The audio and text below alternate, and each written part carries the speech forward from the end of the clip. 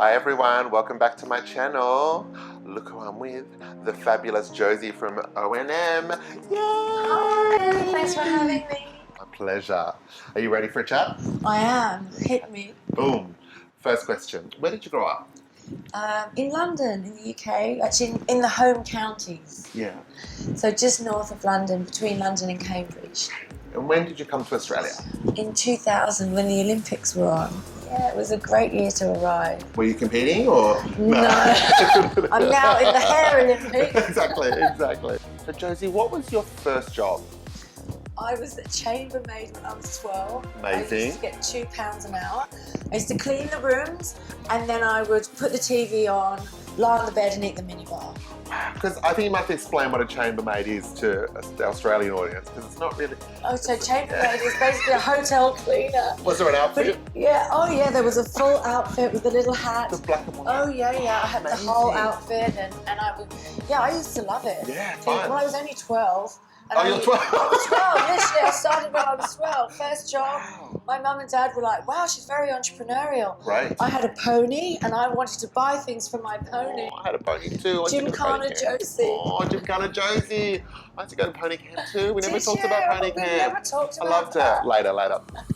Pony camp stories is another whole different episode. Oh, that's awesome. Wow, and you must have seen some things at such a young age, yeah? Or was it pretty wholesome? No, it was pretty wholesome. Great, good. So I was going to say, cleaning room, you never had a hotel room? No, I was in the home counties. Okay. Yeah, it was all pretty tame. That's so good. Oh. So how did you get into the hairdressing industry? So my partner opened a hair salon in Paddington and I was working in media at the time and he opened the doors and thought people were going to rush in. So after about a month I said, do you want me to come and help you? And so I started to work on the reception and that was where it all began. So O&M is my favourite styling range. How did it start? When I was working on the reception, the first thing that I really noticed was how strong the smell of the hair colour was and the perms and all of these chemicals that we were using. And so we just thought that hair colour was eventually going to become a health issue. And so we tried quite crazily, to be honest, to make a hair colour with less chemicals, and we had the first ammonia-free hair colour. And the styling line came after that. So we made the backroom product first, and then we brought in the good-looking front end, because you always need a bit of glamour. Always. What was the first styling product created? It was a tonic, which is a thickening spray that's got lily pilly, which is an Australian ingredient it's actually like a natural collagen. So I've got very fine hair, so we actually made it originally for my hair. Oh, yeah. Great. What advice would you give to somebody who want to create their own product?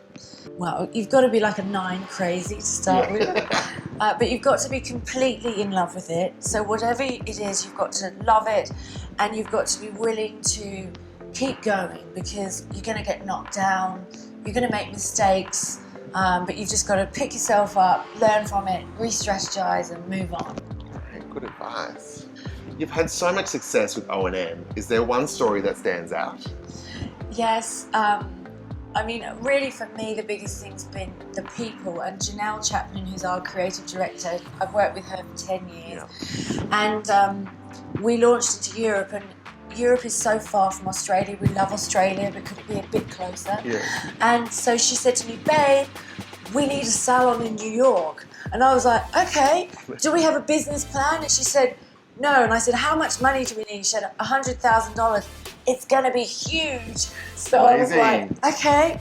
So that was how it went, and that was 5 years ago. And it is the best thing that we actually ever did. It's so cool. It's in the meatpacking district, and hairdressers come from all around the world. Amazing. How did your relationship with Janelle start? I actually met Janelle in a nail bar. Amazing. She was talking very loudly about another hairdresser that I knew. And so we started chatting, and then she ended up managing our salon in Paddington for about 6 years. And then she went to London to be a session stylist. And then when I started O&M, I flew to London and said to her, oh, could you come and help me? And that was 10 years ago. She came back. That's amazing. Yeah, she's a top girl. Your latest product, Desert Dry, has just blown up. Did you ever expect it to be so successful? Yeah, you know, it's so funny because I have always been obsessed with dry shampoo and hairspray, having fine hair. And so I can't believe that it took me 10 years to do it. And it was mainly because I was such a perfectionist about how I wanted it to feel on the hair.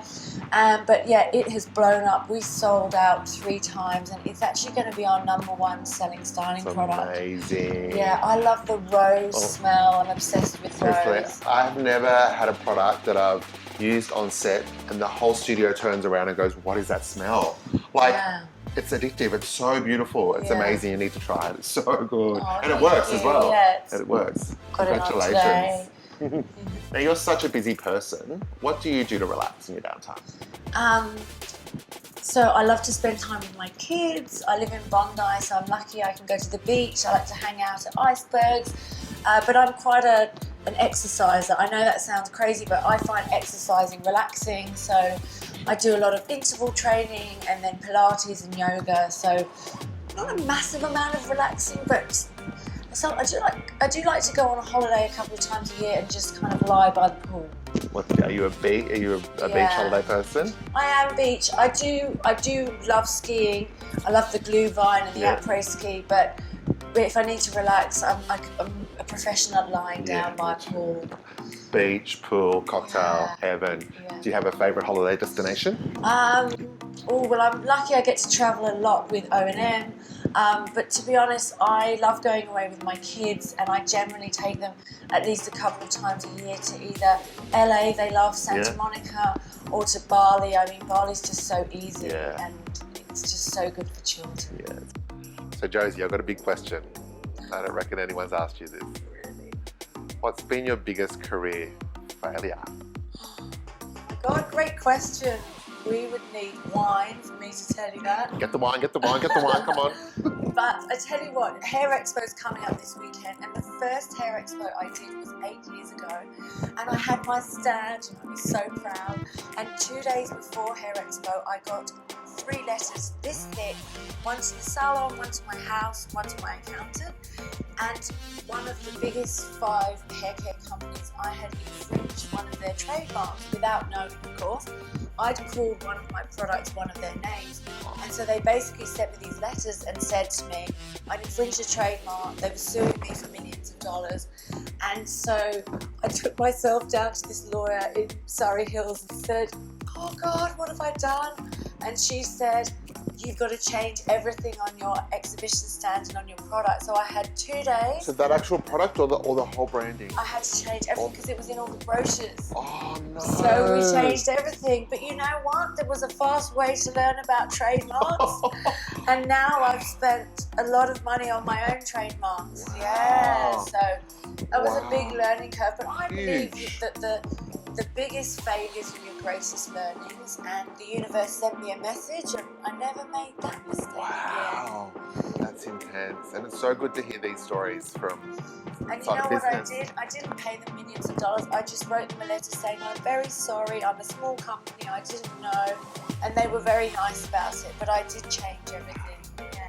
And it must be interesting. I mean, it's a huge industry, but also a small industry in Australia. So these people, you know, you must cross paths with them all the time and counteract. But it's just And I thought of this name. I thought, oh, this is the best name. But no, somebody else had thought of it first. Wow, that's amazing. Wow, awesome. So Hair Expo, it's such a big weekend for the hairdressing community. What does Hair Expo mean to you? Yeah, so actually, I suppose 8 years on from our first Hair Expo, it's amazing for us because we're the official colour partner for Hair Expo. We've sponsored pretty much the whole thing. I think we've even sponsored the after party. Awesome. And so, I love hairdressers. They're the most creative people on the planet. And so it's a real celebration of the art of hairdressing. And it's kind of like the hairdressing Oscars. Yes. So, it's always so good to meet people and just have fun and see what's going on. So it means a lot to me, and Australia is where O&M was born, so it's great for us to do it here. Awesome, great. Now you've just opened O&M in Sydney. How's that going? So good. Yeah. So that was another kind of, I just found the space in December and managed to fit it out within a month, and I didn't really know what was going to happen, but we made one half office and then one half like a salon, and it's been amazing. I just did it because I wanted to hang out with more hairdressers. I was very happy that you've been hanging out with me there. It's been so good. So good, and yeah, it's just brilliant to do video and meet people. So yeah, I'd love to see as many hairdressers as I can in the Sydney space. Hop on in. You'll see us both there. Now, Josie, what advice would you whisper into your 13-year-old here?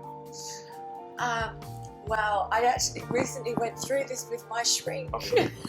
And I actually had a full conversation with myself because I was actually a very overweight child and I was quite bullied at school. And anyway, I would say to her, it's okay, you're gonna do well, and you're not always gonna be the fat girl, and you're gonna be really happy with yourself, and you're going to do something quite significant, and all of the struggles that you've gone through are taking you and giving you courage, and you just got to keep going.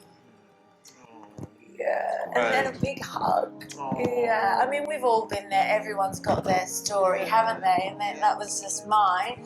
And yeah, it's great for the kids to hear that, you know, like it might be hard now what you're going through, but it does get better. Yeah. And trust us when we say so many people that I work with, that you work with, that are extremely successful now, had a hard time at school. They did. And it feels like it's not going to end, but it does. And it defines you, and the things that were teased by you is what makes you individual and usually gives you the success. So don't worry, it's hard. Try to just take it day by day, get through it, but it gets better. Look, it does. Look. Yeah, my dad used to say to me, even when other people are mean, you need to hold on to who you are, and you don't ever be mean. And I can tell you, people are still mean now, and that's okay. I just go, oh, that's not my stuff. Yeah, haters are motivators, and it's usually how they feel about themselves. I love that. Haters are motivators. Haters are motivators. So yeah, bring on the hate, because it motivates me to be better. Yeah, exactly. Josie, thank you so much for coming on. I know you're so busy. Thank you for having a chat, having and I will see you very soon. Yeah. Bye, everyone. Have a good day. Bye.